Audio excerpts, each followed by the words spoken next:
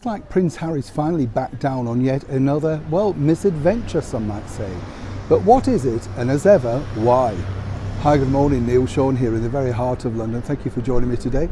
Nice to see you, and thank you so much for your kind comments about that recent video all about Her Majesty the Queen's former home, which is now an international deluxe hotel in the very heart of Mayfair. Lovely, isn't it? Yes. I know we should all check in and have an afternoon tea there. You know, scan the menu, by the way. I didn't see Horlicks. I know, that's a bit of remiss, isn't it? We could bring our own though, couldn't we? Our own big tub and get them to make it. How daft are we, eh? But as ever, it's nice to have your company. Welcome one and all brand new subscribers. It really is nice to see you all. Whatever you've been doing today, I hope you've had a wonderful day, or have a wonderful day if it's the start of your day. Back as ever though to your breaking roll story of the day. This really all centres on Prince Harry as ever, because as we now know, with Prince Harry, things become very hot-headed very quickly. If you recall, about a year ago or so now, if you remember, he decided to get legal with the BBC because they claimed that he hadn't had permission or requested permission from Her Majesty the Queen regarding the naming of his daughter Lily Diana, or her pet name Lilibet. And then of course he's had the ongoing battles with the Mail on Sunday, the Mail Online, the Daily Mail and various other international periodicals around the world.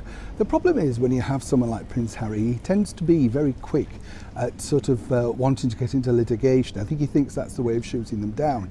If you recall, at the very start of his relationship with the actress Meghan Markle, he sent out a letter to all the media basically saying that he didn't want a repetition of what had gone before, i.e. his mother Princess Diana.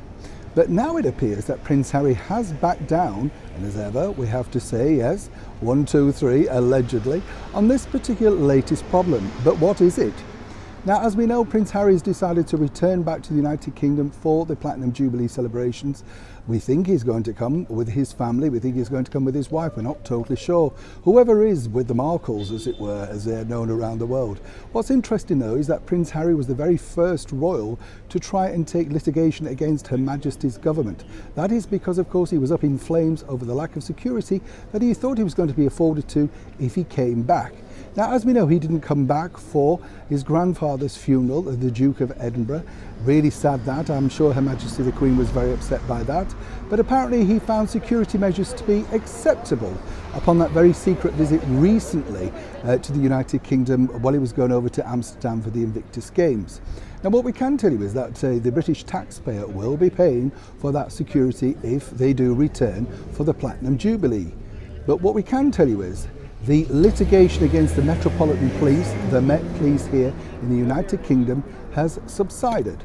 Now, according to one very good source, that really is all to do with the fact that Prince Harry was very quietly advised that this would not look good moving forward for him. And obviously there's been some security agreement arranged, etc. But once again, it's the British taxpayer that will be funding this. So when they find out about that, I'm sure they won't be too happy, given the fact that he recently stated that California was his home now, not necessarily the United Kingdom. As ever, when I know more, you'll know more. But it looks like this, for once, is a closed case. Neil Sean in the very heart of London.